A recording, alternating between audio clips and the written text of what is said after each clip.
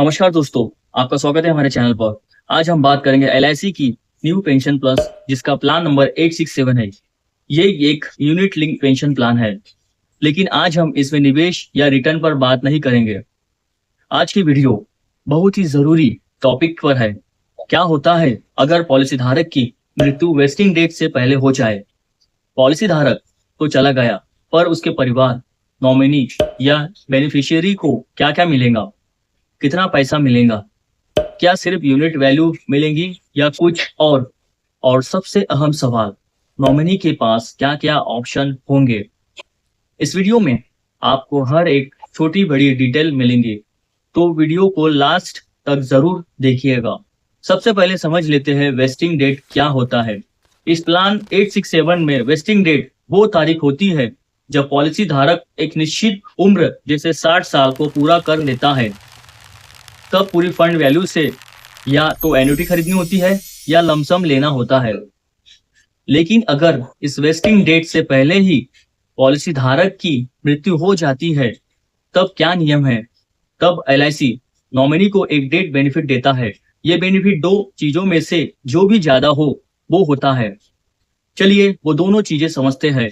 Date benefit के दो parameter.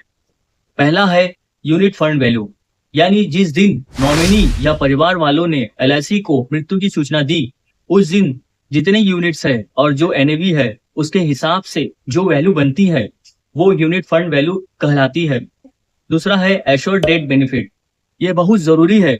ये बराबर है 105% उन सभी प्रीमियम्स का जो मृत्यु की तारीख तक पॉलिसी धारक ने जमा कराए थे। लेकिन यहाँ एक बारीकी है। इस एश्योर्ड डेट बेनिफिट में से उन आंशिक निकासी मतलब पार्शियल विड्रॉल को घटा दिया जाता है जो मृत्यु की तारीख से पहले पिछले 2 साल के अंदर की गई हो।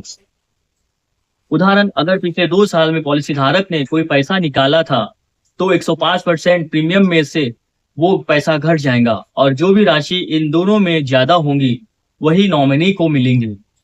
अच्छी बात यह है कि मृत्यु के बाद जो भी पॉलिसी एडमिनिस्ट्रेशन चार्जेस या टैक्स लगे, सिवाय फंड मैनेजमेंट चार्ज के, वो यूनिट फंड वैल्यू में जोड़ दिए जाएंगे और मृत्यु के बाद जो गारंटेड एडिशन आएंगे वो फंड से निकाल लिए जाएंगे।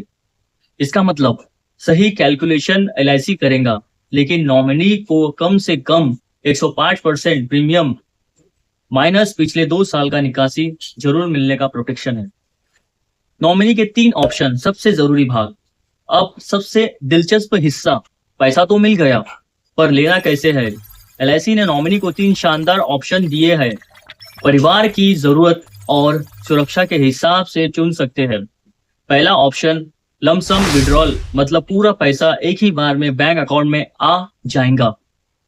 ये उस स्थिति में फायदेमंद है जब परिवार पर तुरंत लोन हो, घर के खर्चे हो या कोई बड़ी जरूरत हो। लेकिन ध्यान रहे, एक बार में मिले पैसे को मैनेज करना भी एक कला है। दूसरा ऑप्शन एन्युटी खरीदना। नॉमिनी पूरे प्रोसीड या उसके एक हिस्से से एलआईसी से तुरंत या फिर डिफर्ड एन्युटी खरीद सकता है, यानी एक नियमित पेंशन पूरी जिंदगी या तय सालों के लिए मिलेंगी। खास बात, नॉमिनी चाहे तो दूसरी बीमा कंपनी से भी एन्युटी खरीद सकता है, लेकिन उस केस में वो पूरे प्रोसीड का केवल 50% ही कंप्यूटेशन के बाद निकाल सकता है। बची राशि से ही एन्युटी खरीदनी होगी।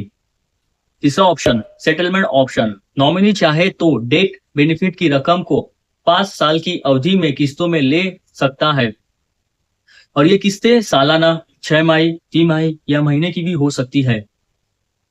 यानी तुरंत पूरा पैसा न भी ले तो हर महीने एक तय राशि आती रहेंगी, जिससे परिवार की मासिक नीड्स आसानी से पूरी हो सके। नॉमिनी को क्या सावधानी रखनी चाहिए? प्रैक्टिकल टिप्स, कुछ जरूरी बातें जो हर नॉमिनी को पता होनी चाहिए। नंबर 1, जैसे ही पॉलिसी धारक की मृत्यु हो, तुरंत एलआईसी ब्रांच में सूचना दे।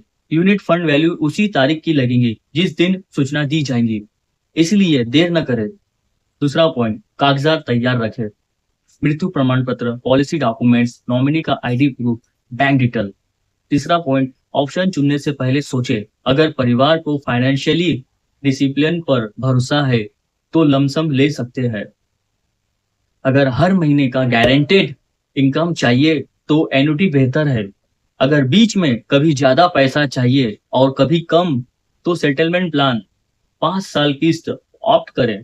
चौथा पॉइंट, दूसरी कंपनी से एन्युटी का ऑप्शन है, लेकिन तब एलआईसी का 50% कंपटीशन वाला नियम लागू होगा। पहले कैलकुलेट कर ले। मान लीजिए रमेश जी ने 5 साल तक हर साल 50,000 रुपए का प्रीमियम भरा। कुल प्रीमियम 2.5 लाख रुपए का 105% इज इक्वल टू 2,62,500 रुपए। मान लीजिए मृत्यु के दिन यूनिट फंड वैल्यू सिर्फ 2 लाख थी, तब नॉमिनी को 2,62,500 रुपए मिलेंगे। एश्योर्ड डेथ बेनिफिट ज्यादा है, लेकिन अगर पिछले 2 साल में रमेश जी ने 50,000 का पार्शल विड्रॉल कर लिया था तो एश्योर्ड डेथ बेनिफिट घटकर 2,12,500 रुपए हो जाएगा। तब अगर यूनिट फंड वैल्यू 2.2 लाख है तो वो ज्यादा होंगी। नॉमिनी फिर 3 ऑप्शन में से चुन सकती है। जैसे अगर 5 साल के सेटलमेंट ऑप्शन में लेते हैं तो हर महीने करीब 3,500 से 4,000 रुपए आ सकते हैं। यह अनुमानित है, ये उदाहरण सिर्फ समझने के लिए है। असली कैलकुलेशन एलआईसी के विशेषज्ञ करेंगे। तो दोस्तों, LIC new pension plus plan number 867 में वेस्टिंग डेट से पहले मृत्यु होने पर पैसा मिलेगा यूनिट फंड वैल्यू या 105% प्रीमियम, जैसे -2 साल के पार्शियल विड्रॉल में जो ज्यादा हो। और नॉमिनी के पास 3 ऑप्शन, लमसम एन्युटी या 5 साल सेटलमेंट। कौन सा ऑप्शन सबसे अच्छा है ये परिवार की फाइनेंशियल सेहत पर निर्भर करेगा। अगर वीडियो अच्छी लगी तो लाइक जरूर करें, शेयर करें, ताकि किसी ऐसे परिवार को ये जानकारी मिल सके जिससे इसकी जरूरत पूरी हो। सब्सक्राइब करना मत भूलिए। धन्यवाद। अपना और अपने परिवार का ख्याल रखें।